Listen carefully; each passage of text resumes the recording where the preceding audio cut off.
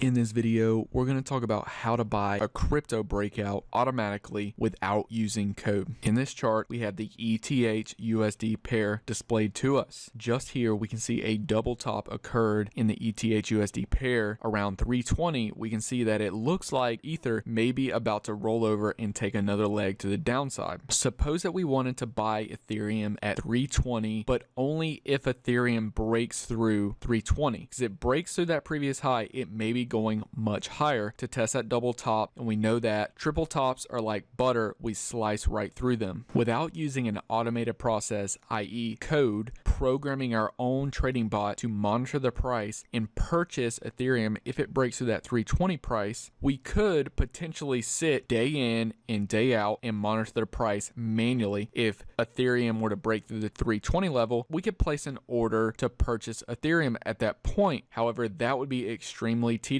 We are humans, we are not bots. We don't want to sit and monitor prices every second of our lives. This is what buy-side stop orders do for us. We can place our stop order at 318. So we can put our stop price at 318. We can put our buy limit price at 320. So what will GDAX do for us with this type of order setup? Code on the GDAX backend will monitor the price of Ethereum for us. Ether rather. Gotta get used to saying Ether. Ethereum is a platform. Ether is the currency that is used on the Ethereum platform. But back to this trade, GDAX will place code on its backend that will monitor the price of Ether for us, for our account. Now, if Ether gets to 318, GDAX will submit a limit order at 320 for us. This gives us the ability to program GDAX to have code executing on our behalf to place a trade for us if a particular condition becomes true. The condition is that the last trade price trades at or above 318 on the Ether USD pair. If this happens, the GDAX code will detect this and place a limit order on our behalf at 320. We need to pay attention to the gap that we have created. We have created a gap of $2. This ensures that we will get an execution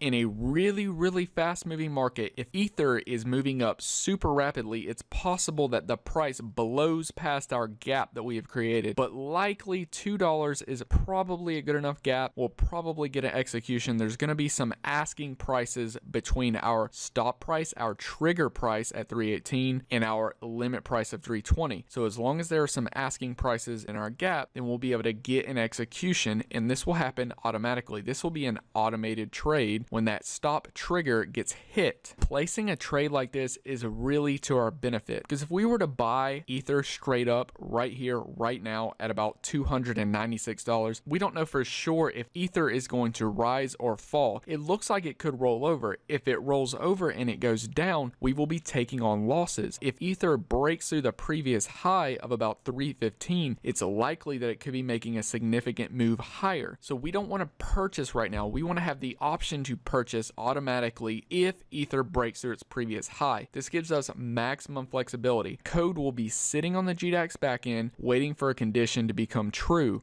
When that condition becomes true, GDAX will execute an order for us. It gives us the option to buy Ether at a maximum price of 320. Now, if Ether continues to fall from here, nothing happens to us. We don't incur losses. Our order will continue to sit. If Ether did drop from here, it's likely that it would go down and test these lows around 220. At that point, we could cancel this stop order, issue another order around this level down here. It looks like 140 would be the next level that we want to purchase. If we just purchase Ether right here, right now at around 296, we would be exposed to about a 50% drop if Ether tanks back down to that 150 level. Now, from a technical analysis standpoint, it wouldn't be a big deal if Ether went ahead, tested those lows down around the 150 level, and then bounced from there to take off. So we don't want to just buy straight up. We want to have the option to buy if Ether starts to rally. That's how you can take advantage, more or less, programming without actually writing any code, because you have a trigger condition. That's your stop price on your buy side